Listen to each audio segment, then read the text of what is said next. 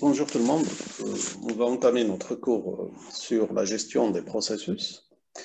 Donc, rappelez-vous, on avait dit que le système d'exploitation, sa mission essentielle, c'est de gérer l'ensemble des ressources, donc y compris les ressources physiques, telles qu'une imprimante, un disque ou la mémoire, et aussi des ressources qui sont logiques, telles que le fichier, ce qu'on a vu, parce que le fichier n'existe pas physiquement.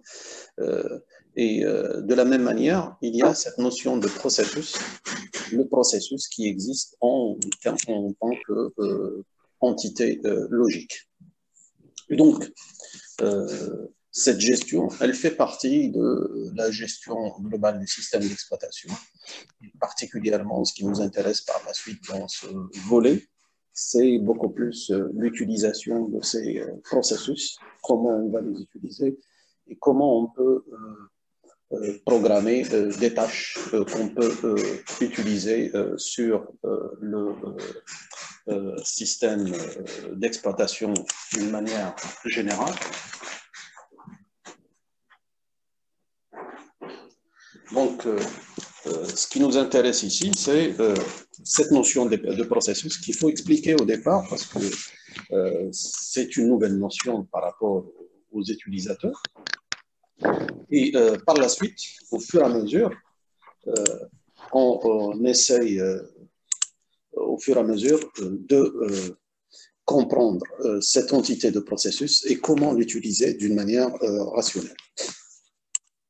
Alors, on commence par cette définition de processus, donc qu'il faut, je dirais, retenir. Donc, ce qu'on a comme processus, cette notion de processus, ce n'est pas quelque chose qui est, je dirais, l'équivalent de programme. Donc, un programme, c'est cette vision utilisateur qui consiste à dire qu'un programme, c'est quoi? C'est un ensemble d'instructions plus un ensemble de variables. La notion de processus, c'est quelque chose qui est différent, c'est-à-dire que dès que tu lances un programme pour l'exécuter, à partir de cet instant-là, dès que son exécution va commencer, automatiquement, on ne parle plus de programme, mais on parle de processus. Et donc là, ce qui explique que la vision de l'utilisateur, c'est une vision par rapport à un programme. La vision du système d'exploitation, c'est cette vision de processus. Et c'est ça qui fait la différence. Maintenant, quelle est la différence entre les deux? Bien entendu, le processus est une notion qui englobe la notion de programme. Donc, un processus, c'est quoi? C'est un programme plus un PCB, c'est-à-dire une structure qui permet de contrôler ce processus. Et donc, cette structure, elle est créée par qui? Bien entendu, elle n'est pas créée par l'utilisateur, mais elle est créée par le système d'exploitation. Donc, le système d'exploitation va exécuter un programme. Automatiquement, il lui crée cette structure qu'on appelle le PCB. Et donc, la jonction des deux entités constitue cette nouvelle entité qui existe, qu'on appelle communément le processus. Et donc, naturellement, le processus, on voit son apparition, sa naissance, à partir du moment où on veut exécuter un programme. Donc, dès qu'on veut commencer à exécuter un programme, cette notion de processus, elle apparaît. Bien entendu, elle va disparaître quand? Elle va disparaître quand le processus se termine, c'est-à-dire on est en fin d'exécution, donc automatiquement, le processus va disparaître du système. Alors, le PCB, j'avais dit, c'était une structure qui permet de contrôler le processus et qui va contenir un ensemble d'informations. Donc, parmi les informations, il y a le nom du processus. Et c'est un nom qui est affecté automatiquement par le système d'exploitation.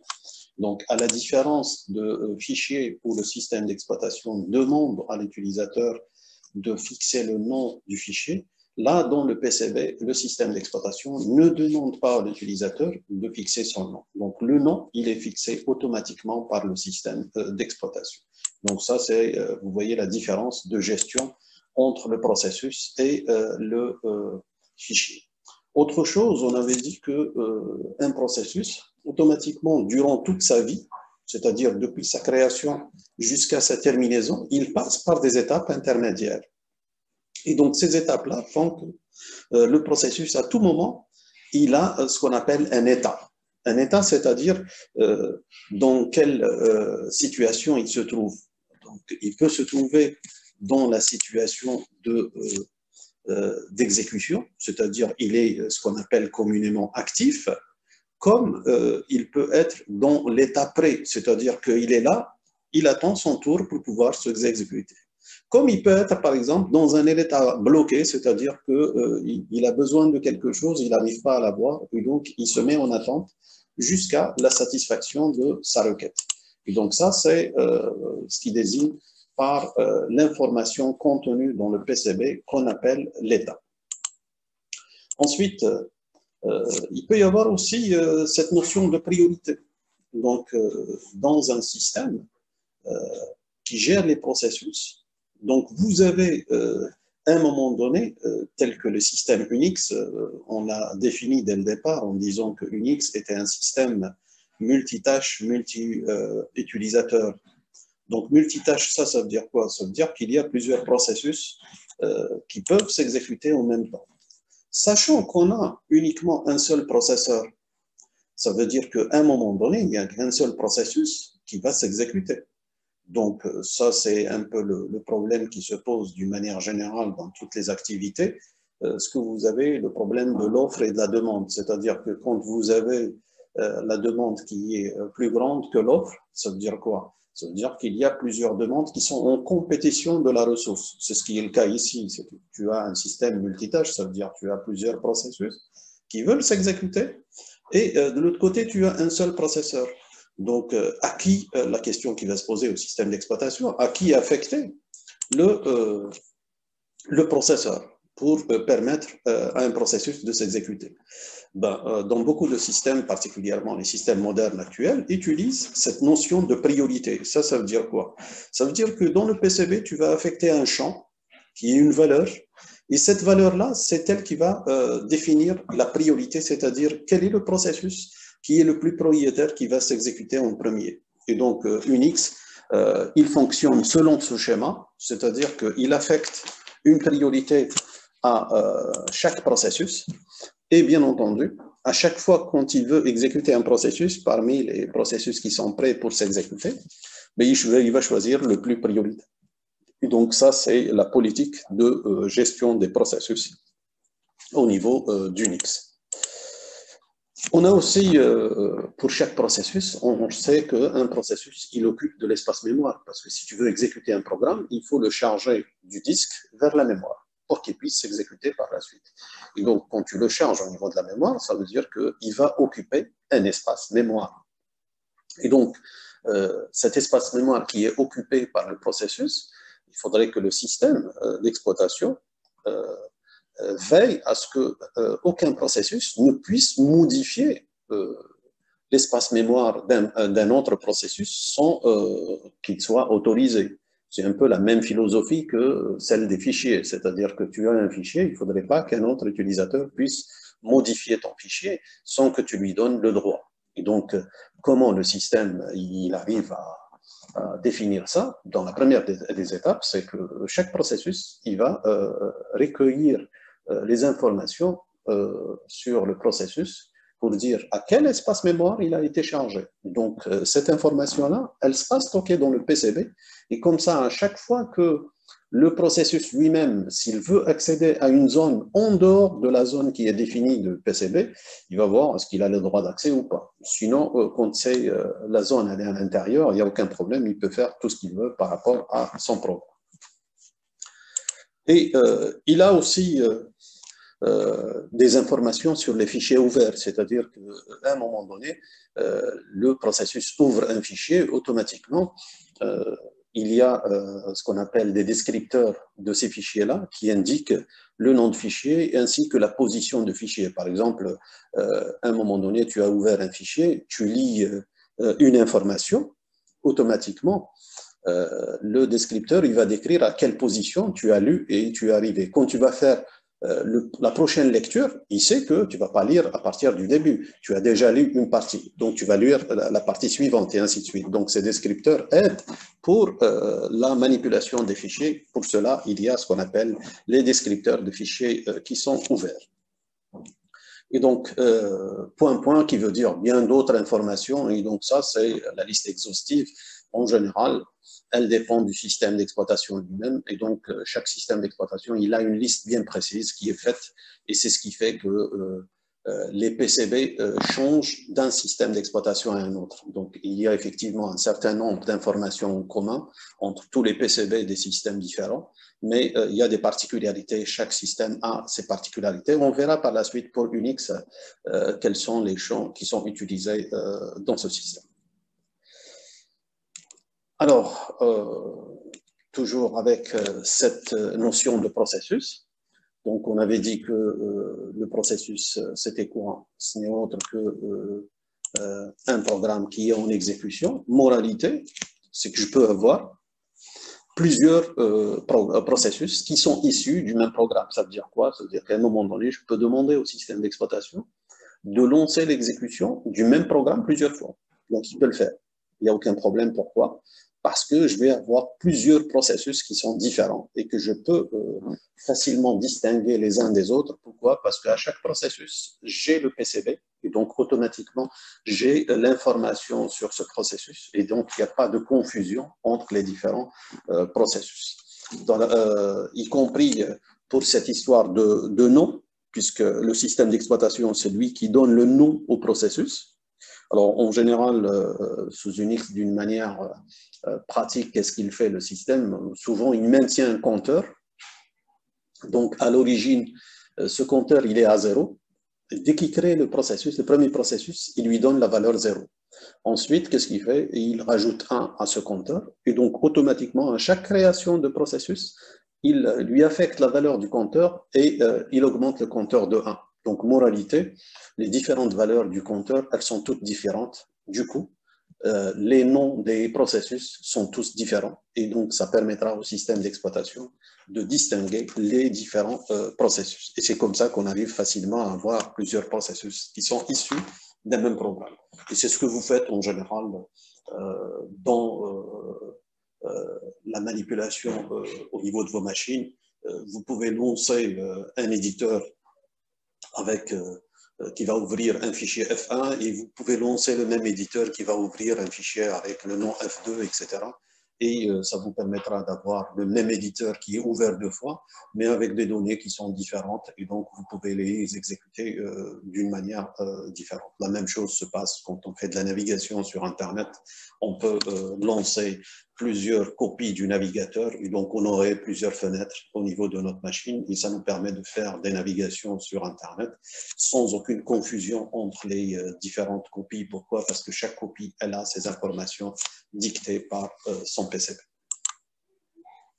Alors, je reviens concernant les processus. Et donc, au niveau d'Unix, rappelez-vous, quand on avait présenté notre système d'exploitation Unix, on avait parlé de l'interpréteur de commande. Ça, c'était un peu le diagramme d'exécution de l'interpréteur de commande. Vous remarquez qu'est-ce qu'ils ont fait. Il y a une commande, on l'exécute, ensuite on va la lire, on va l'analyser, ensuite on voit si c'est une commande interne ou une commande externe, tout dépend du cas. On va soit l'exécuter directement, si c'est une commande externe, automatiquement on est obligé de charger son code en mémoire parce qu'il n'a pas été chargé au départ et on va l'exécuter et par la suite regarder ce qui se passe. Donc tous les trucs convergent vers la même destination, c'est-à-dire que on va reboucler pour exécuter la commande suivante. Donc moralité, la commande suivante, vous ne pouvez l'exécuter que si vous avez terminé la commande en cours. Donc ça, c'est le principe d'Unix qui consiste à dire que vous avez une boucle potentiellement infinie. Vous commencez par la lecture d'une commande, l'analyse, son analyse et son exécution. Une fois que vous terminez, vous revenez au point de départ pour exécuter la suite. Et ça continue d'une manière cyclique pour l'exécution des commandes. Le problème qui se pose en pratique, pardon, Donc, le problème qui se pose en pratique, c'est quoi? C'est que des fois, on a un programme qui va s'exécuter, sauf que ce programme qui s'exécute, il est assez, je dirais, assez lent. Ça veut dire qu'il prend plus de temps. Et donc, plus le programme il est lent, ça veut dire quoi? Ça veut dire que vous lancez ce programme, d'après le schéma d'exécution classique, vous n'avez aucune possibilité. La seule possibilité que vous aurez, c'est quoi? C'est de se mettre en attente. Vous attendez que la commande se termine pour pouvoir faire autre chose. Ben, le système d'exploitation, il a prévu ce cas de figure. Et donc, on parle de cette notion de mettre un processus en tâche de fond. Ça veut dire quoi? Ça veut dire que tu vas mettre ton processus en exécution en arrière-plan et bien entendu, tu donnes la main à l'utilisateur pour qu'il puisse exécuter autre chose. Et ça, ce mécanisme, il a été ajouté dans l'interpréteur de commande pour permettre à l'utilisateur de lancer une tâche et parallèlement, il peut lancer une autre tâche. Parce que dans le schéma classique, on l'a vu d'après le diagramme, il ne peut pas lancer plusieurs tâches directement. Donc, ce qu'il fait, donc il lance une commande, il attend sa fin et ensuite l'interpréteur lui donne la main et il peut continuer, ainsi de suite. Donc ici, ça vous donne le moyen comment lancer une tâche en arrière-plan. Donc l'idée, c'est quoi? C'est juste quand vous écrivez la commande, vous écrivez votre commande. Par exemple, ici, c'est l'exemple de lancer la compilation d'un programme et ce programme qui est assez gros, quand vous avez des projets, par exemple, qui sont assez gros, automatiquement, ça nécessite un certain temps pour réaliser la compilation. Donc, l'idée, c'est quoi? C'est de faire suivre la commande avec le caractère exa ou ce qu'on appelle le caractère, le et commercial, comme on l'appelle communément. Donc, dès que vous mettez ça, automatiquement, le système, qu'est-ce qu'il fait? Il va lancer en arrière-plan et il va vous donner la main pour que vous puissiez faire autre chose en parallèle. Donc ça, c'est un élément qui a été rajouté dans le système pour permettre de lancer une tâche sans pour autant l'attendre. Vous pouvez encore entamer une nouvelle tâche qui va s'exécuter. Vous allez me dire comment je vais faire une autre tâche alors que la première ne s'est pas terminée. Je rappelle que le système Unix, il est multitâche, c'est-à-dire qu'il supporte plusieurs processus. Alors maintenant, comment il va les exécuter? C'est grâce à sa stratégie de scheduling, c'est-à-dire qu'il va prendre un programme, un processus, il va lui donner un certain temps, il s'exécute, ensuite il va basculer sur le deuxième, sur le troisième, et ainsi de suite. Et donc, par la suite, Unix est connu comme étant un système à temps partagé, c'est-à-dire quoi? C'est-à-dire qu'il va partager le temps CPU entre les différents processus qui existent dans le système. Alors, quand vous lancez un programme, il y a aussi des possibilités qui permettent de faire une certaine action. C'est si vous lancez le programme, avant qu'il termine, vous mettez CTRL-Z. Donc, CTRL-Z, qu'est-ce qu'elle va faire? Elle va suspendre le processus. Ça veut dire qu'elle va bloquer votre processus. Alors, par la suite, vous pouvez reprendre, par exemple, votre processus, mais en arrière-plan. Donc, l'idée, c'est quoi? C'est de mettre la commande qu'on appelle BG. BG, c'est quoi? C'est, à vrai dire, l'acronyme de background. Donc, background, c'est l'arrière-plan. Et donc là, ça permettra de lancer votre processus en arrière-plan. Donc, le CTRL-Z, ça veut dire quoi? Ça veut dire qu'il est interprété par le shell. Donc, dès que vous lancez, toutes les commandes que vous lancez à partir du clavier, en général, elles sont récupérées par votre shell. Donc, lui, il va l'interpréter pour dire quoi? CTRL-Z, ça ne permet pas de mettre fin au processus. Ça permettra juste de suspendre l'exécution du programme et de le laisser. Par la suite, vous avez la possibilité de reprendre votre programme et il pourra continuer. C'est-à-dire qu'à partir de cet état-là qu'on appelle l'état suspendu, vous pouvez le mettre en premier plan c'est-à-dire qu'il est en interface directe avec l'utilisateur grâce à la commande, donc un peu l'inverse de tout à l'heure qui était BG, le background. Là, vous aurez le FG qui est ce qu'on appelle le foreground. Le foreground, c'est le premier plan. Et donc, automatiquement, ça vous permettra de réaliser cette opération et qui peut être en foreground, donc en premier plan, comme il peut être en arrière-plan avec background. Donc, vous avez les deux possibilités. C'est des fonctionnalités qui vous permettent de le faire. Donc, en résumé, quand vous avez un programme qui tourne en premier plan, donc vous pouvez le suspendre grâce à CTRL-Z. Par contre, CTRL-C, il va arrêter le programme. Donc, le CTRL-C, c'est un outil qui est utilisé pour mettre fin au programme. Alors, le programme, quand il est suspendu, vous pouvez le mettre en premier plan, comme vous pouvez le mettre en arrière-plan en utilisant la commande soit foreground, FG, ou bien le background avec BG. Quand le programme il tourne en arrière-plan, vous pouvez toujours le remettre en premier plan grâce à FG. Donc ça, c'est cette notion qui existe sous Unix de background et de foreground, c'est-à-dire que c'est les processus qui sont en avant-plan et les processus qui peuvent être en arrière-plan. Alors en général, les processus qui sont en arrière-plan, ce sont les processus qui ne sont pas interactifs. C'est-à-dire qu'ils ne demandent pas une information directe par rapport à l'utilisateur. Et c'est pour ça qu'on les met en arrière-plan. Et c'est un peu le cas de tous les processus du système d'exploitation qui n'interagissent pas avec l'utilisateur. En général, ils sont mis en arrière-plan et ils s'exécutent sans que l'utilisateur ne puisse s'en apercevoir. Et donc, vous pouvez voir ces informations qui sont liées à ces processus, et ces processus qui s'exécutent, que ce soit en avant-plan ou en arrière-plan, grâce à une commande qui a été introduite. Et donc, cette commande, elle va vous donner tous les détails liés au processus. Entre autres, elle vous donne le PID, c'est-à-dire le nom du processus.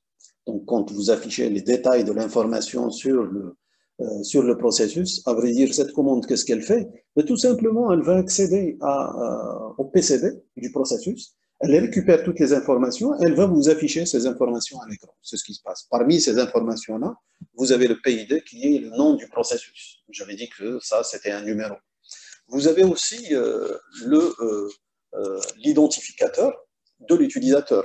Pourquoi? Parce que chaque utilisateur est aussi, c'est vrai que chaque utilisateur, il a son nom de login et il a son password, et automatiquement, le système lui associe un UID, c'est-à-dire le User Identifier, qui est un numéro qui permet de l'identifier aussi d'une manière unique.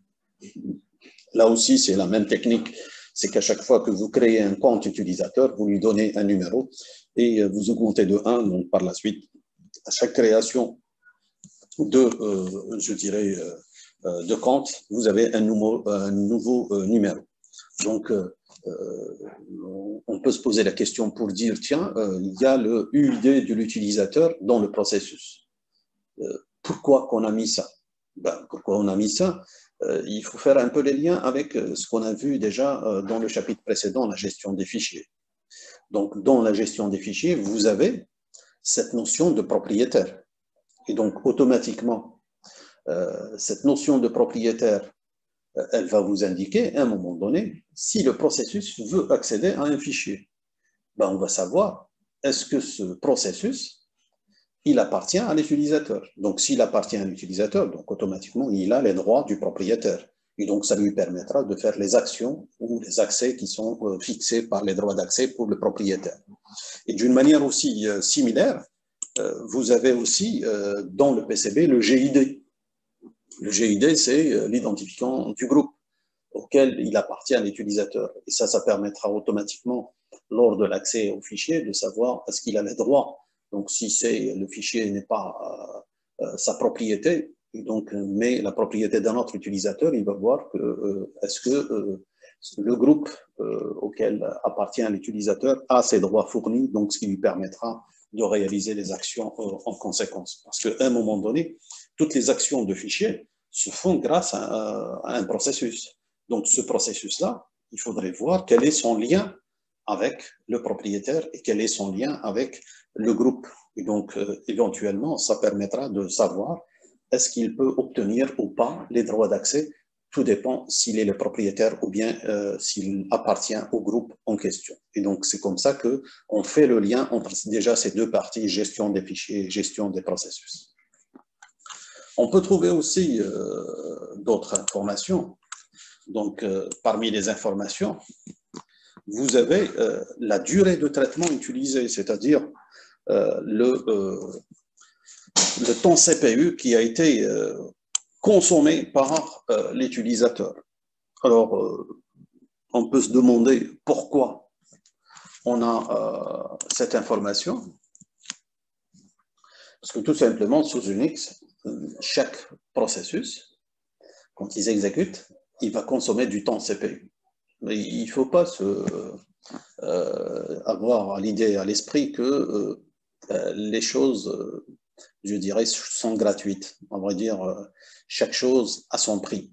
Et donc, quand vous utilisez la machine, vous allez occuper le CPU pendant un certain temps. Comme ils le disent bien les Anglais, time is money, ça veut dire que rien n'est gratuit. On va dire, tout est payant. Même chez vous, quand vous utilisez votre machine, ça vous paraît que c'est gratuit. On va dire que ce n'est pas gratuit. Parce que tout ce qui est technologie, particulièrement l'informatique, elle est tributaire de l'énergie, donc particulièrement l'énergie électrique. Cette énergie électrique n'est pas gratuite. Ça veut dire que chaque fois que vous êtes en train de travailler, vous avez de l'énergie que vous êtes en train de consommer et cette énergie, elle n'est pas gratuite. Quelqu'un pourrait dire, tiens, ouais, moi j'ai un portable qui a sa batterie. Je vous rappelle que cette batterie, elle s'épuise et périodiquement, vous êtes obligé de l'alimenter pour charger votre batterie. Et donc, le temps de charger la batterie, c'est un temps que vous consommez de l'énergie électrique. Et du coup, tout est payant, à vrai dire, rien n'est gratuit. Donc, le système d'exploitation, il prend en charge cet aspect-là. Pourquoi? Parce qu'à un moment donné, tous les usages des machines, il y a une facture, à vrai dire, qui va être fournie en conséquence. Même si chez vous ou bien à l'université, ce mode n'est pas encore pratique, mais on va dire, dans beaucoup d'universités étrangères, ce mode, il est facturé. Pourquoi? Parce que à chaque fois que vous vous inscrivez dans une université, en général, les inscriptions ne sont pas gratuites. Les inscriptions sont payantes et lourdement, je dirais, payées. Et ça inclut quoi? Ça inclut toute l'énergie que vous consommez, tous les temps d'usage des machines que vous utilisez. Et c'est pour cette raison que dans beaucoup d'universités étrangères, quand vous êtes inscrit dans un certain nombre de modules, automatiquement, vous avez droit à des séances de TP. Donc, au niveau des séances de TP, ce qui est fait, automatiquement, on vous crée votre compte pour TP1, pour TP2, TP3. Et en général, chaque TP, il a un volume horaire. Donc, automatiquement, on vous crée votre TP avec un certain volume horaire. Et donc, ce volume horaire, à chaque fois que vos processus vont s'exécuter, ben, on va comptabiliser ça et on va le décrémenter de votre temps horaire global. Et automatiquement, ce qui se passe pour les TP, vous travaillez, quand vous consommez votre temps, je dirais, qui est donné, automatiquement, ce qui va se passer, votre compte sera verrouillé. Pourquoi? Parce que c'est l'équivalent que vous avez eu pour votre argent, ça veut dire que vous avez payé les frais d'inscription et d'études. Pour le TP, on l'évalue à 20 heures ou à 10 heures. Quand vous consommez les 10 heures, automatiquement, votre compte sera verrouillé. Et ça veut dire que vous ne pourrez plus faire votre TP. Le TP est considéré comme une séance d'examination, etc. On vous donne le temps de réaliser votre TP. Une fois que le temps est terminé, c'est comme la copie. Le temps de l'examen est terminé, vous remettez votre copie. Donc là, pour le TP, automatiquement, dès qu'on achève le temps, votre compte est verrouillé, ce qui permettra à l'enseignant de corriger l'état du TP qui aurait été réalisé pendant la période. Et ça permettra de montrer par la suite la performance de chaque étudiant, qu'est-ce qu'il est capable de faire pendant un certain temps dans le cadre du TP. Et donc, Unix, il a pris en charge cette philosophie pour dire que chaque processus qui consomme du temps de CPU, etc., et l'espace mémoire, etc., tout ça est comptabilisé pour, par la suite, être utilisé dans d'autres fonctionnalités. En général, ce sont les fonctionnalités de comptabilité. D'ailleurs, cette notion-là, c'est vrai qu'à un moment donné, elle a disparu, mais dans les derniers temps, elle revient avec force. Pourquoi elle revient avec force? Parce que maintenant, la technologie, elle a évolué, et souvent maintenant, quand on veut faire des applications assez sérieuses, avec une machine seule, on ne peut pas le faire. Et vous avez besoin de plusieurs machines, de plusieurs espaces de stockage, aussi bien sur disque que en mémoire. Et il y a eu cette notion nouvelle qui existe maintenant, que vous pouvez jeter un coup d'œil sur Internet, ce qu'on appelle le cloud computing. C'est ce qu'on appelle le nuage de calcul. Donc le cloud, c'est quoi? C'est un ensemble de machines puissantes. Pour pouvoir travailler, c'est tout simplement, vous devez louer du temps pour travailler sur ces machines. Et donc ça revient avec cette notion justement de temps de calcul, etc. Et donc, vous pouvez louer au niveau des fournisseurs de services qui offrent des services de cloud. Donc ça, c'est de plus en plus. Il y a des clouds qui se mettent en place et qui permettent d'avoir une grande puissance de calcul. Pourquoi? Parce que les applications récentes, etc., de plus en plus ont besoin d'espace de stockage et besoin je dirais, de puissance de calcul. Comment, avec une seule machine, on ne peut pas l'avoir? C'est grâce au cloud qu'on peut avoir ceci. Et donc, dans le PCB, cette information, elle est très utile, ce qui permettra par la suite de pouvoir comptabiliser le temps de calcul ou le temps d'usage d'un cloud.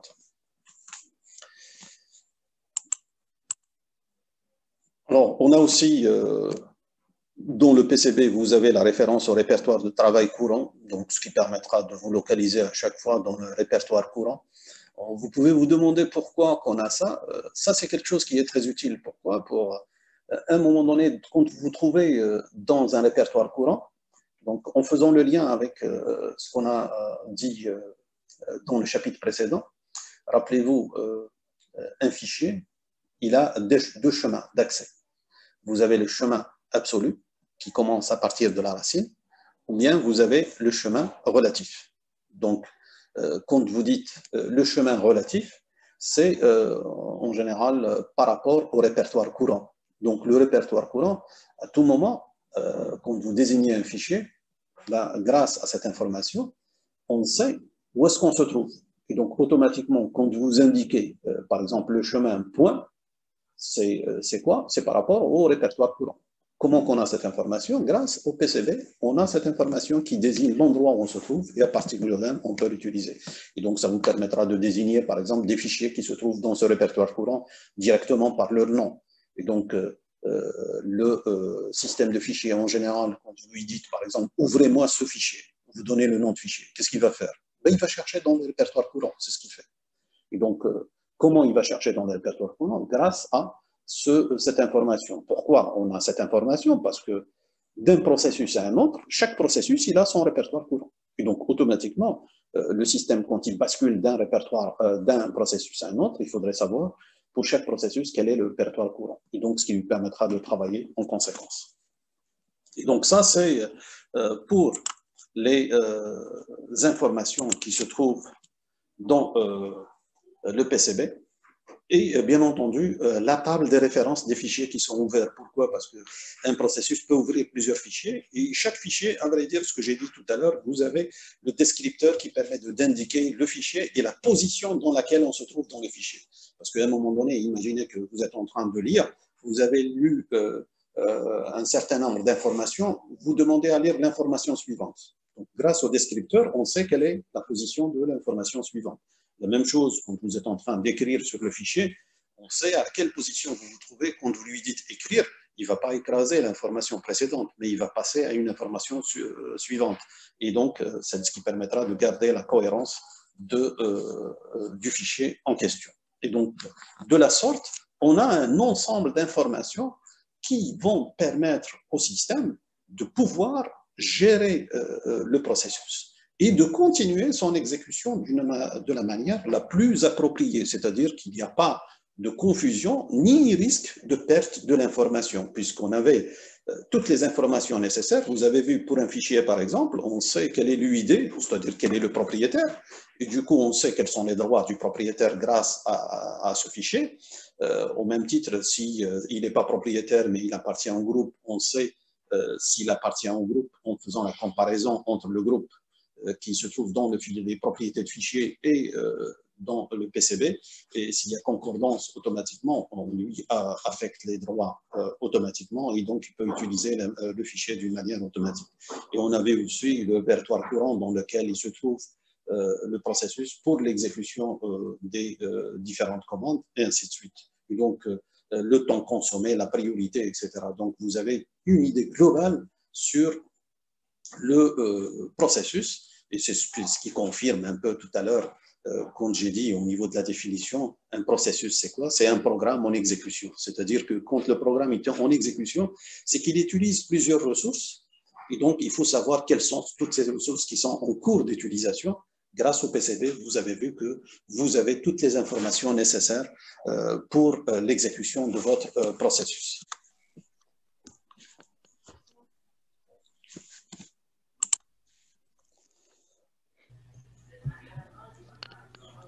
Donc, d'après cette structure, on a vu que le processus permet d'avoir une vue globale sur l'ensemble des ressources qui sont occupées par le processus, et donc, y compris les droits, je dirais, d'accès de ce processus à travers cette information qui est l'UID et le GID. Et on a vu ces informations, elles étaient utilisées dans les droits d'accès des fichiers. Donc, d'une manière transitive, vous avez l'usage de ces informations pour les besoins de l'exécution d'un processus. Alors, bien entendu, pour voir ces informations-là concernant les fichiers, les processus, vous avez par exemple, tout à l'heure, en faisant le lien, on a lancé un processus qui est en arrière-plan. Et comme le processus n'est pas interactif, on peut savoir, entre autres, sur ce processus, quel est son état et à quel niveau il se trouve au niveau de son exécution. Donc, grâce à cette commande qui s'appelle PS, donc PS qui veut dire Process Status, donc qui vous donne l'état des processus, c'est-à-dire tous les processus qui sont en train, tout dépend des, je dirais, ce que vous mettez comme options. On verra ça au niveau des options qui sont utilisées. Donc ici, regardez ce que j'ai. J'ai mis PS. Alors, il va vous afficher sous cette forme-là, donc par défaut, le PID. Le TT, c'est quoi? C'est ce qui veut dire Terminal Type. Donc, historiquement, je rappelle que pour Unix, quand il a été créé comme étant un système à temps partagé. Ça veut dire quoi? Ça veut dire que vous avez une machine et vous avez plusieurs terminaux qui sont connectés à cette machine. Et à partir de ces différents terminaux, on va exécuter des programmes. Et donc, de cette manière-là, implicitement, le système, ce qu'il a fait, c'est par défaut, vous avez chaque processus qui peut être affecté à un terminal. Donc là, vous voyez par exemple, ça là, c'est la session d'un utilisateur qui est en train d'utiliser la machine. Et son terminal, il est dénommé P9, qui pour dire c'est le poste 9, c'est-à-dire vous avez plusieurs postes qui sont connectés. Et donc dans ce cas précis, vous avez le poste 9 qui est connecté et dans lequel ce que vous avez regardé, vous avez le PID, donc qui donne le numéro du processus, le terminal auquel il est connecté, state qui veut dire l'état. Donc, l'état dans Unix, vous avez un certain nombre d'états qu'on verra par la suite en détail. S qui veut dire sleeping, il est endormi. Donc ici, le temps CPU consommé, c'est 0. et vous avez la commande qui a lancé ce processus, à savoir, c'est une commande qui est relative à l'interpréteur de commande. Vous avez un deuxième processus, c'était par rapport à tout à l'heure.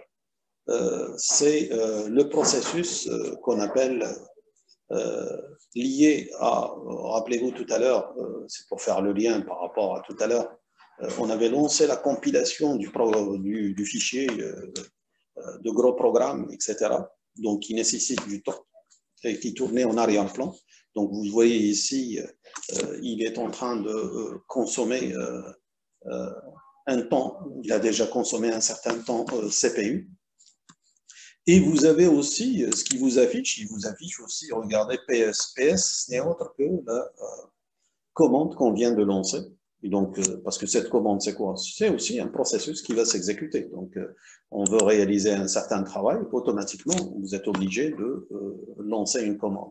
Et donc, sauf que ici, vous regardez, dans son état, c'est R. Alors, ce R qui veut dire running, donc c'est lui qui était en exécution en dernier lieu. Et donc, sauf que son temps, il est très, très fin. Donc, c'est moins d'1 minute. C'est pour ça qu'on met 0. Pourquoi? Parce que le temps, il est très petit par rapport aux minutes. Alors, pour ces processus, donc, on rappelle, le PID, c'était le numéro du processus. Le terminal, c'est le terminal dans lequel est lancé le processus. Alors, vous pouvez trouver dans le terminal soit un numéro ou un nom, comme vous pouvez trouver un point d'interrogation. Donc, le point d'interrogation qui veut dire tout simplement que le processus n'est lié à aucun terminal. Ça, c'est ce qui est le cas des processus système, ce qu'on appelle les démons. Et ce sont des processus qui s'exécutent en arrière-plan et qui sont liés à aucun processus. Donc, dans le terminal type, vous trouvez le point d'interrogation. Alors, pour l'état, j'avais dit tout à l'heure, l'état, vous pouvez avoir un certain nombre d'états qui sont indiqués sous Unix, parmi lesquels on a vu R qui veut dire running actif, c'est-à-dire celui qui est en exécution. Alors, dans Unix, il fait la distinction entre les processus qui s'exécutent et les processus qui ne s'exécutent pas. Donc, S, qui veut dire sleeping, c'est un processus qui ne s'est pas activé depuis moins de 20 secondes. Parce qu'il fait la différence entre les processus, pour dire les processus qui sont restés beaucoup en attente et les processus qui sont restés en attente, mais avec une période qui est assez courte. Donc, assez courte, c'est par rapport à S, qui veut dire sleeping, qui n'a pas été activé depuis moins de 20 secondes. I, qui veut dire idle. Et donc, ça, ce sont les processus qui n'ont pas été activés de plus pour une durée qui dépasse les 20 secondes.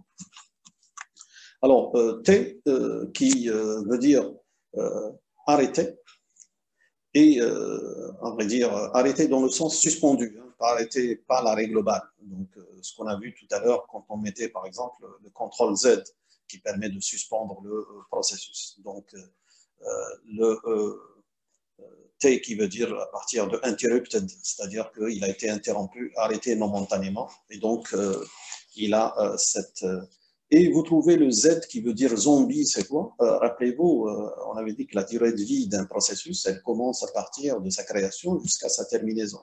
Donc la terminaison, c'est l'état zombie, c'est-à-dire que le processus, on le met dans cet état pour dire qu'il est terminé. Alors, quelqu'un pourrait dire, tiens, pourquoi qu'on a pris en considération cet état zombie qui est arrêté? Ben, arrêter, ça nous permet d'avoir des informations pour savoir le processus, quand est-ce qu'il a été créé et quand est-ce qu'il a été terminé. Et ça, c'est une information qui est utile.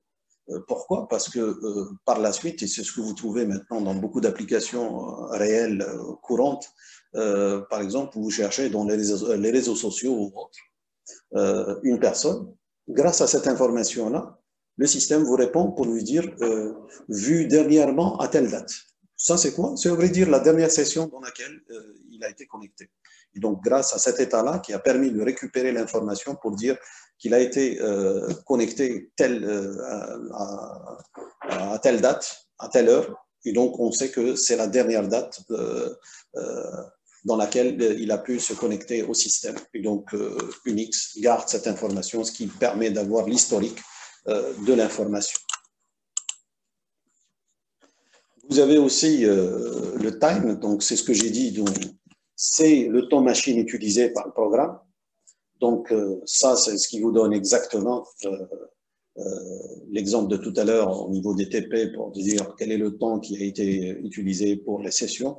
Donc là, chaque TP, on considère que ça nécessite des sessions de 1 heure ou 1h30 x 10 ou x 20, donc ce qui donne le volume global et ça permettra de faire la comptabilité automatique. Donc ça, c'est pour les caractéristiques que peut nous donner PS. Alors, j'avais dit que PS, il peut avoir différentes options d'usage de la commande. Donc, vous avez la première option, c'est A. Ça veut dire que vous pouvez mettre PS-A. Donc, vous donnez l'option A. A qui veut dire all. Donc, ça permettra de vous donner la liste des processus, même des processus qui ne sont pas vos processus. C'est-à-dire, vous n'êtes pas propriétaire de ces processus. Donc, dans Unix, ça a été utilisé à un moment donné. Quand tu veux voir, par exemple, sur le même système Unix, est-ce que il y a une personne qui est connectée ou pas. Donc, dès que tu mets PS-A, si cette personne est connectée, automatiquement, tu vas avoir sa session qui va apparaître et donc tu sauras qu'il est connecté. Donc, c'est un peu la technique qui est utilisée aussi maintenant dans les réseaux sociaux et toutes les applications, je dirais, de collaboration. Vous pouvez savoir à tout moment est-ce que quelqu'un est connecté ou pas. On va dire c'est grâce à cette information qui permet de collecter les données des processus et donc entre autres les autres processus qui appartiennent à d'autres personnes. Donc s'ils sont connectés, vous avez l'information et ça permettra de vous donner cette information. Vous pouvez avoir l'information uniquement pour des processus qui vous appartiennent. Et donc là, vous mettez l'option G. Donc, l'option G, ça vous donne tous les processus dont vous êtes propriétaire, c'est-à-dire les processus qui sont en rapport avec vous. Vous avez aussi, à un moment donné, vous voulez avoir des informations sur un utilisateur particulier pour voir quels sont les processus qui sont en train de tourner pour chaque processus. Alors, en général, ça, c'est quelque chose qui est utile particulièrement pour l'administrateur, à un moment donné, s'il voit que la machine elle est un peu lourde, etc., ça lui permettra de savoir qui est en train d'utiliser beaucoup de CPU, beaucoup de mémoire, beaucoup de bandes passantes, etc., etc. Et donc, il peut avoir un œil sur les différents utilisateurs pour savoir qui fait quoi. Et donc, ça lui permettra d'intervenir le cas échéant. Alors, on peut avoir aussi les informations des processus que j'avais dit. Parmi les processus, vous avez des processus qui ne sont pas liés à un terminal. Donc, les processus qui tournent en arrière-plan, particulièrement les processus système. Et donc, l'option, c'est -X, donc qui permet de donner la liste de tous ces processus qui tournent et qui ne sont pas liés à un terminal donné. En général, vous pouvez avoir cette combinaison PS-AGUX. Et donc, pour l'administrateur, ça lui donne tous les processus et donc il a une vision globale concernant le déroulement des différents processus. Alors, ce que vous pouvez avoir comme autre outil, vous avez effectivement PS, c'est une commande, mais c'est une commande qui est instantanée. C'est-à-dire, au temps où vous lancez cette commande, elle va vous donner les informations. Mais après ce temps-là, on ne sait pas ce qui se passe.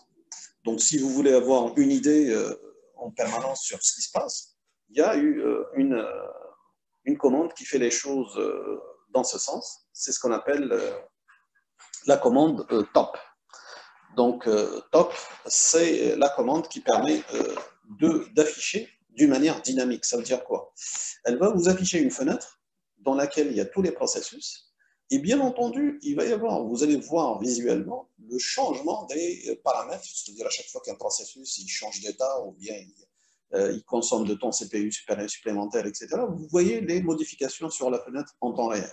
Et donc ça, c'est ce qui permet de suivre l'évolution des processus d'une manière continue. Et donc, voici la fenêtre, à quoi elle ressemble. Elle ressemble à cette forme-là. Donc, vous voyez que vous avez les informations sur le PID, sur l'utilisateur, sur la priorité. Nice, ça c'est un truc, un paramètre lié à la priorité. La taille occupée et toutes les informations, particulièrement une information qui peut intéresser l'administrateur souvent, c'est cette taux CPU et taux mémoire pour dire quel est le processus qui est en train de consommer beaucoup de temps CPU, d'occuper beaucoup d'espace. Et vous avez le temps qui est donné en termes de durée, ainsi que la commande qui permet de le faire. Et en permanence, vous voyez que cette figure, elle change en permanence en fonction de l'état, du changement d'état des différents processus. Alors, ça c'est dans la version Unix natif, donc vous avez top. Comme vous pouvez voir, l'équivalent sous KDE, puisque c'est l'environnement graphique que vous utilisez. Donc, dans l'environnement graphique, l'application, elle s'appelle, ou la commande s'appelle KTOP. Donc, K pour dire l'environnement KDE, et top, c'est pour cette information. Donc, vous pouvez toujours lancer ça sur KDE, ça vous permettra d'avoir une idée sur ce qui se passe au niveau de votre machine. Alors, parfois, on a besoin de mettre fin à un processus quand il tourne, ou bien on a l'impression qu'il est en train de boucler. Donc, un moyen de le faire, c'est avec des touches de raccourci. Les touches de raccourci, c'est quoi? C'est quand on met chapeau C, ça veut dire CTRL-C ou bien CTRL-D. Donc, les deux fonctionnent. Et l'utilité des deux, c'est quoi? C'est de mettre fin à un processus. C'est-à-dire que lancer un processus, c'est d'appeler le nom de fichier exécutable par l'intermédiaire, ce qui permettra de créer un processus. L'opération inverse, c'est de mettre fin. Donc, vous pouvez mettre fin grâce à CTRL-C ou bien CTRL-D. Parfois, vous mettez CTRL-C et CTRL-D, ça ne marche pas. Parce qu'il y a des cas un peu particuliers où le processus est en train de boucler. Donc, ces deux trucs ne marchent pas. Donc, pour cela, on utilise une commande qui est faite dans ce sens pour faire appel au système d'exploitation pour lui dire, tiens, il faut mettre fin à ce processus. Ben, si vous voulez mettre fin à ce processus, il y a plusieurs processus en mémoire, il faut le désigner. Ça veut dire quoi? Ça veut dire que tu donnes kill suivi du nom du processus, c'est-à-dire son PID. Alors, comment on fait les choses? Ben, tout simplement, vous allez localiser les choses, vous mettez un PS, donc vous voyez le processus que vous voulez mettre fin, et juste après, regardez, par exemple, c'est ce processus qui prend du temps, il n'arrive pas à se terminer, celui de la compilation. Donc, je mets kill 4782, donc c'est son numéro qui est ici, automatiquement, il va disparaître par la suite. Donc, pour s'en rendre compte, ben, tout simplement, remettez un autre PS et vous allez voir qu'il disparaît de la liste. Ça veut dire qu'effectivement, la mise de fin de processus a été réussie. Et donc, automatiquement, il n'apparaît plus dans la liste de PS. Pourquoi? Parce que vous l'avez effectivement éliminé.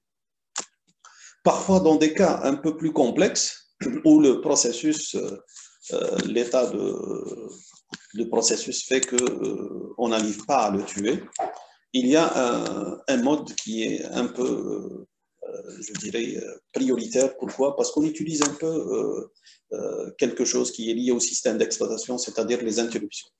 Donc, au niveau Unix, il a des interruptions, et ces interruptions peuvent être gérées par ce qu'on appelle des signaux. Donc, parmi les signaux, il y a plusieurs signaux. Donc, il y a ce signal 9. Donc, ce qu'on fait, c'est on met la commande kill suivie de l'option -9. -9, c'est quoi? C'est un signal qui est envoyé vers le processus destinataire et qui permet de lui mettre fin. Et donc, si CTRL-C, CTRL-D ne réussit pas, et y compris kill tout court ne fonctionne pas, il y a un autre procédé qui est sûr et qui marche à tous les coups. C'est kill -9 et le nom du processus. Donc, automatiquement, il va mettre fin à ce processus. Naturellement, pour des raisons de sécurité, vous ne pouvez pas, parce que dans la liste des processus, vous pouvez obtenir la liste de tous les processus. Et donc, vous ne pouvez pas mettre fin à un processus qui ne vous appartient pas. Donc, automatiquement, ces primitifs sont liés au processus dont vous êtes le propriétaire. Alors ça, c'était un tour d'horizon sur cette notion de processus, comment voir les différents processus qui existent et comment connaître l'état des processus à tout moment et comment mettre fin à un processus à un moment donné. Alors, l'équivalent de l'état des processus, c'est sous, par exemple, Windows, qui est l'équivalent, c'est le gestionnaire de tâches. Donc, c'est un peu ça, ce qui existe avec Top et Ktop. Donc, c'est ce qui vous donne le gestionnaire de tâches et vous pouvez voir ce qui se passe au niveau de votre machine. Alors, il y a aussi un autre aspect lié à ces processus. Donc, ces processus qui sont lancés pour faire des tâches bien définies. Il s'avère que en informatique, d'une manière générale, l'esprit qui domine un peu l'informatique, c'est la rentabilité. C'est-à-dire, pourquoi on utilise l'informatique? C'est pour tout simplement aller vite. Donc, quand je veux faire un boulot, je vais aller vite. Grâce à la machine, ça me permet d'aller vite. Il y a autre chose aussi qui est utilisée en informatique. Et d'ailleurs, c'est pour ça que souvent, vous entendez parler de cette caractéristique en disant que les informaticiens sont des feignants. Alors, réellement, les informaticiens, ce ne sont pas des personnes feignantes, mais ce sont des personnes qui ont été, je dirais, entre guillemets, formatées par un certain nombre de critères qui existent. Donc, c'est ce qui existe même dans le système d'exploitation. Donc, dans le système d'exploitation, tu as cette notion de ressource. Donc, quand il y a une ressource qui est disponible, je vais l'utiliser. Et c'est ce qui fait le système d'exploitation. En général, quand il a une ressource, il va l'utiliser. Il ne va pas la dupliquer. Donc, comme on dit, on ne va pas recréer la roue. Donc, il y a quelque chose qui existe, on l'utilise. Et du coup, dans la mentalité des informaticiens, en général, au fur et à mesure qu'on avance en expérience, on voit qu'à chaque fois, quand il y a quelque chose qui existe, on va l'utiliser. D'ailleurs, c'est le même principe qui est utilisé en recherche pour les gens qui auront l'occasion d'être dans le futur, dans le domaine de la recherche. Vous allez voir que dans la recherche, c'est le même principe qui existe. C'est-à-dire qu'il y a une solution qui a été publiée, ben, quelqu'un d'autre, il ne pourra pas la publier. Pourquoi? Parce qu'il peut l'utiliser. Et donc, vous pouvez faire référence à cette information et cette publication, mais vous pouvez l'utiliser pour faire autre chose. Et donc, moralité, ça veut dire que tout ce qui est routine, l'informaticien n'aimerait pas le faire. C'est-à-dire que si tu lui dis, aujourd'hui, tu vas taper les 5 commandes pour faire telle tâche. Demain, tu vas lui dire, tiens, il faut taper les mêmes 5 commandes qu'hier pour faire la même tâche. Et ainsi de suite. Toute personne informaticienne va trouver ça comme étant barbant. C'est quelque chose de perte de temps. Et c'est un travail de routine, c'est-à-dire c'est un travail par lequel il ne va rien découvrir de nouveau. Donc, il va utiliser des choses qu'il connaît et qu'il a déjà utilisées. Et donc, sous Unix, ils ont pensé à cette, je dirais, à cette démarche et cette réflexion pour dire, tiens, je ne vais pas, je dirais, ennuyer l'utilisateur pour qu'il répète à chaque fois le même travail. Donc, s'il y a un travail qui est bien défini, et dont on connaît les résultats, autant le définir une fois et par la suite, on va le réutiliser. Et donc, c'est ce qui a été fait par ce principe de commande qu'on appelle crontab et qui n'est autre que la planification des tâches. Ça veut dire quoi? Ça veut dire que je vais planifier des tâches, ça veut dire je vais les définir. Mieux encore, quand c'est un travail de routine, donc j'analyse la situation pour dire, par exemple, si je prends le cas des banques, vous savez que la banque, en général, tout dépend de sa dimension, mais maintenant, de nos jours, c'est ce qui se passe pour des raisons de sécurité. Une banque, il y a beaucoup de transactions qui se font. Alors, en général, au niveau de la banque, à midi, pendant que les gens vont aller manger, il y a le break du déjeuner. Ben, ce qui se passe, l'administrateur de ce système, il va faire la sauvegarde de toutes les transactions qui ont été faites la matinée. Ensuite, en fin de journée, c'est ce qui va se passer. Il va y avoir automatiquement la sauvegarde de toutes les transactions qui ont été faites l'après-midi. Comme ça, parce que s'il y a un problème qui va surgir, ce qu'on va avoir, on a toujours les sauvegardes. Donc, si une sauvegarde n'a pas encore eu lieu, ce qu'il va y avoir comme perte, c'est la perte des, je dirais, des fonctionnalités qui ont été faites pendant un laps de temps qui est assez réduit, et ça, on peut toujours le récupérer. Et donc, pour assurer la pérennité d'un système. Et du coup, le système de la sorte vous permet d'éviter le travail de routine, mieux encore, de le programmer pendant la journée, pendant la semaine, pendant le mois, etc. Et donc là, cet outil-là, ça vous permet effectivement de faire les tâches d'une manière automatique. Et donc là, quand il y a des tâches qui sont prévues à l'avance et qui sont des tâches de routine, on peut les faire d'une manière automatique pour réaliser, je dirais, un travail automatiquement, donc ce qui va alléger nettement l'utilisateur. Et donc ça, c'est dans cet esprit-là qu'on peut voir cette notion de planification de tâches grâce à la commande crontab. Donc, crontab, c'est un service qui permet d'exécuter les processus ou les tâches. Donc, ces tâches, les quoi? Ce n'est autre qu'un ensemble de commandes ou bien c'est des scripts qu'on verra par la suite. Un script, c'est quoi? Ce n'est autre qu'un fichier qui contient un ensemble de commandes. Et donc, comme son nom l'indique, cron, à vrai dire, c'est quelque chose qui provient de chrono. Donc, c'est toujours les mots grecs qui proviennent de chrono. Et donc là, ça veut dire qu'on vise le temps, le timing, et donc ce qui nous permettra de programmer nos tâches à des périodes bien précises, aussi bien dans la journée, dans la semaine, ou dans le mois, ou dans l'année. Donc, c'est le moyen qui facilite la vie à l'utilisateur et qui lui permet de s'organiser pour réaliser ces tâches qui sont souvent des tâches, j'avais dit, de routine parce qu'elles se font d'une manière périodique. Alors, donc, vous avez le crontab grâce à la commande crontab qui permet de le faire. Alors, en général, cette commande, elle est réservée à root, mais root, pour se décharger parfois du travail, il peut donner le moyen de réaliser ces tâches à des utilisateurs. Comment il le fait? Ben, tout simplement, il a des fichiers qui permettent d'autoriser ou d'interdire l'usage de cette fonctionnalité. Ce sont des fichiers qui se trouvent dans les fichiers suivants, donc dans le répertoire etc/cron.elo. Donc ça, c'est le fichier qui va contenir les noms des utilisateurs qui sont autorisés à utiliser crontab. Et par contre, etc/cron.dn, c'est la liste des utilisateurs qui ne sont pas autorisés à utiliser crontab. Donc ici, je peux avoir crontab holo qui va me donner la liste des utilisateurs qui sont autorisés.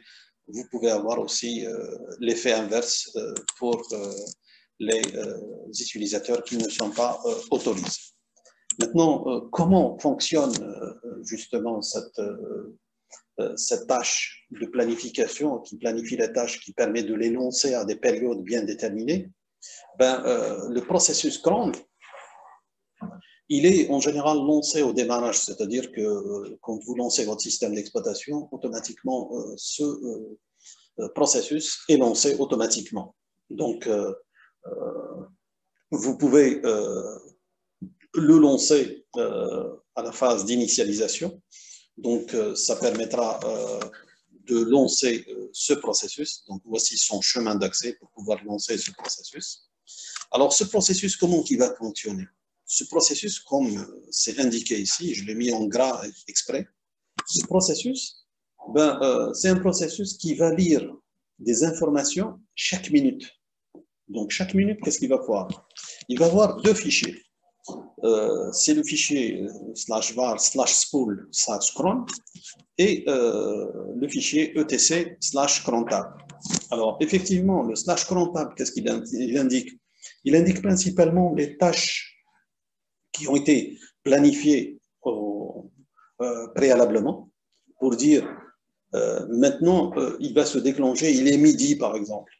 Il va voir dans le fichier cron /etc/crontab, il va voir est-ce qu'il y a une activité qui est programmée aujourd'hui à midi.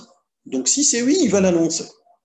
Et donc il va parcourir tout le fichier justement dans ce sens. Et ensuite, il va voir aussi dans le fichier /var/spool/cron. Alors, ce fichier-là, c'est relativement à ce qu'on appelle le fichier spool, qu'on verra par la suite, particulièrement pour la gestion des imprimantes. Donc, dans la gestion des imprimantes, vous pouvez, à un moment donné, lancer l'impression de plusieurs fichiers. Ben, le système il va vous répondre que votre demande, elle est prise en charge. Mais réellement, elle n'est pas exécutée. Donc, vous pouvez faire le test en TP, par exemple, ou chez vous, lancer plusieurs fichiers. Donc, ce qui va se passer, à un moment donné, il faudrait que l'imprimante soit prête, vous mettez le papier, etc. Et ça commence, l'impression, elle va commencer au fur et à mesure. Quand l'impression se termine, ben, vous allez regarder qu'est-ce qui va se passer. L'impression du premier fichier s'est terminée. Automatiquement, il y a l'impression du fichier suivant qui va s'enclencher. On va dire comment qu'elle s'enclenche, c'est grâce au processus cron qui lui va consulter le fichier spool cron qui permet de lui dire tiens, il y a encore un fichier qui est en suspens, qui est en attente d'impression. Comme l'imprimante elle a terminé le premier, lui il va enclencher le deuxième. Et c'est comme ça que vous avez l'impression des fichiers qui se fait d'une manière automatique sur votre système. Et donc, ce cron, il va effectivement consulter ces fichiers chaque minute. Et donc, on verra par la suite, ça a un impact, parce que comme la consultation se fait chaque minute, vous allez deviner automatiquement qu'on ne peut pas planifier des tâches à des secondes près. Pourquoi? Parce que le processus, il consulte chaque minute. Donc, si vous indiquez ça à des secondes près, lui, il ne peut pas le voir. Et donc, c'est pour ça qu'on va voir par la suite que quand vous allez programmer, vous allez indiquer les minutes et vous n'allez pas indiquer les secondes. Parce qu'à l'origine, ce processus, il travaille à chaque minute qu'il est lancé. Alors, automatiquement, quand il y a, je dirais, soit une erreur, soit un message à imprimer, donc cron, ça fait partie des messages, ça fait partie des processus qui sont en arrière-plan. Donc, automatiquement, quand il y a un message, il ne va pas l'imprimer à l'écran. Pourquoi? Parce que c'est un processus qui n'est relié à aucun terminal. Et donc, automatiquement, ce qui est fait, donc s'il y a un message, automatiquement, il va l'imprimer dans ce fichier-là, /var/log/cron. Et donc, automatiquement, ces messages sont redirigés vers ce fichier. Alors, pour le fonctionnement de crontab, il est basé, à vrai dire, sur le phénomène d'interruption. C'est comme ça que les choses marchent. Comment crontab est déclenché. À vrai dire qu'on avait dit qu'à chaque minute, crontab va consulter. Vous pouvez vous poser la question, vous avez des programmes et des processus qui sont en train de s'exécuter. Comment on arrive à réveiller justement cron? On arrive à le réveiller grâce au mécanisme d'interruption. Donc, je rappelle, le mécanisme d'interruption, c'est quoi? Vous avez un programme qui s'exécute. Automatiquement, il y a un signal d'interruption. Ce signal va exécuter ce qu'on appelle une routine d'interruption.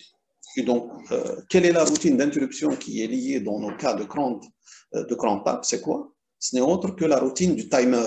Donc, ce que vous avez dans la machine, une horloge qui se déclenche périodiquement. Et donc, chaque minute, quand il y a une minute qui est écoulée, automatiquement, on va déclencher le programme de crontab, ce qui permettra de réaliser les tâches en question. Et donc, c'est comme ça qu'on arrive à déclencher dans le système crontab d'une manière automatique. Parce qu'on peut se demander comment se fait-il qu'il y a des programmes qui sont en exécution et ensuite crontab va se déclencher. Donc, le déclenchement, il se fait automatiquement grâce à cette notion d'interruption qui est supportée par des signaux d'interruption et des routines d'interruption.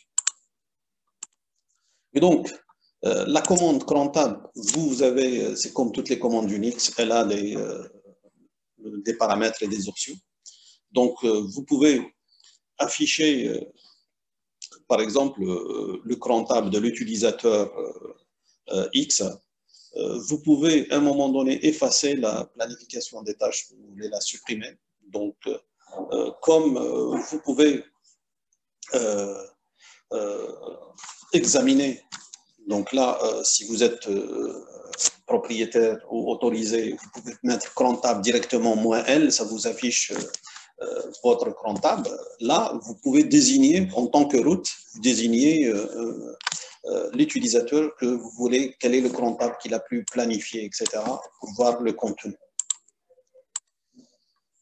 Alors, vous pouvez avoir aussi le E qui permet de dire edit, et donc ça, c'est ce qui permet d'ouvrir un fichier, et automatiquement, ça vous permettra de saisir la planification à l'intérieur.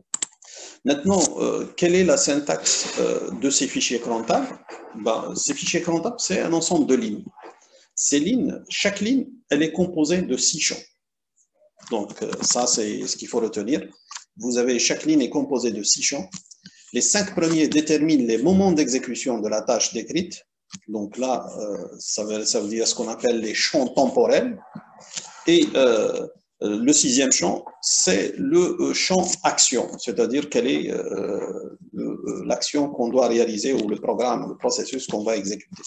Alors, les 5 premiers champs qui sont temporels, ils vont décrire la périodicité, c'est-à-dire, puisqu'on avait dit ces tâches de routine, je vais les faire à quel moment. Donc, le premier champ, c'est les minutes. Donc, c'est ce que vous regardez, ce que j'ai dit tout à l'heure, puisque lui, il consulte ça chaque minute, donc vous ne pouvez pas avoir des secondes. Donc, c'est pour ça qu'il y a les minutes. Et donc, les minutes sont désignées de 0 jusqu'à 59. Pourquoi? Parce que ça, c'est les minutes de l'heure. Donc, vous dites midi, ça veut dire qu'il est 0 minutes. C'est ça ce que ça veut dire. Et l'heure, vous avez l'heure qui est désignée par 12, par exemple. 12, 0, 12, qui veut dire midi. Et donc, les heures, c'est la même chose de 0 à 23. Vous avez aussi le jour du mois, de 1 à 30e, parce que le 30e, c'est le maximum. Et vous avez aussi le mois de l'année, qui sont de 1 jusqu'à 12. Donc, les 12 mois de l'année, de janvier jusqu'à décembre. Et vous avez aussi, vous pouvez indiquer le jour de la semaine, parce que la semaine, c'est 7 jours. Donc, vous avez de 0 jusqu'à 6. Donc, bien entendu, avec la convention que 0 correspond à dimanche. C'est-à-dire que le premier jour désigné par comptable indique le dimanche. Et le 6e champ, je vais dire, c'est le champ action qui est exécuté. Donc, les valeurs temporelles, comment on peut les exprimer? On peut les exprimer de plusieurs manières. Donc, soit une valeur valide, c'est-à-dire qu'on a donné les valeurs valides tout à l'heure. C'était pour la semaine de 0 à 6. Pour le mois de 1 à 31, etc. Mais vous pouvez avoir des combinaisons, telles qu'on l'a vu avec les jokers et autres, etc. Donc, une autre manière de faire, vous pouvez exprimer une liste de valeurs. La liste des valeurs, c'est quoi? C'est une suite de valeurs délimitées séparées par des virgules. Donc là, si vous dites 1, 3, 5, dans le champ mois, ça veut dire c'est le premier mois, le 3e mois et le 5e mois, ce qui veut dire janvier, mars et mai. Vous pouvez exprimer aussi un intervalle, 1 à 4. Par exemple, si vous dites dans le champ du jour, ce qui exprime, puisque dimanche c'est 0, donc lundi c'est 1, donc ça va être du lundi au jeudi. Et ainsi de suite. Donc c'est valable pour tous les autres champs. Vous pouvez aussi indiquer l'étoile. Rappelez-vous, on avait parlé déjà de l'étoile qui était caractère générique. Donc signifier toutes les valeurs possibles du champ. Donc si vous êtes dans le champ minute, étoile veut dire toutes les minutes. Ça veut dire de 0 jusqu'à 59. Vous pouvez aussi avoir cette forme-là. Étoile /5. Donc, si vous êtes dans le champ minutes, cela veut dire toutes les 5 minutes. Si vous êtes, par exemple, dans le champ des heures, ça veut dire de 0 à 23 divisé par 3. Donc, ce qui vous donne le champ de l'heure, c'est toutes les 3 heures. Et ainsi de suite. Donc, vous avez toutes ces combinaisons qui sont en fait que vous pouvez réaliser. Alors, voici des exemples d'usage. Donc, regardez ici, 0, 0, 1-15, étoile, étoile, commande. Ça veut dire quoi? Ça veut dire j'exécute la commande le 1er et le 15 de chaque mois à minuit, puisque c'est 0, 0. Donc, vous pouvez avoir, ça c'est de faire un reboot de la machine, redémarrer la machine, 1er au 15 du mois à 2h30 du matin. Donc ça, c'est le 1er et le 15 à 2h30 du matin. Et donc, et ainsi de suite. Vous avez un script qui s'exécute tous les lundis à 3 heures du matin, à 3h15 du matin. Donc, vous allez voir que c'est 15-3, et ensuite, la journée, c'est 1 qui veut dire le lundi. Et donc, vous avez un ensemble de combinaisons que vous pouvez réaliser de la sorte. Et vous avez d'autres possibilités aussi, des exemples qui sont cités. Donc, chacun indique un moyen d'exprimer une périodicité bien déterminée.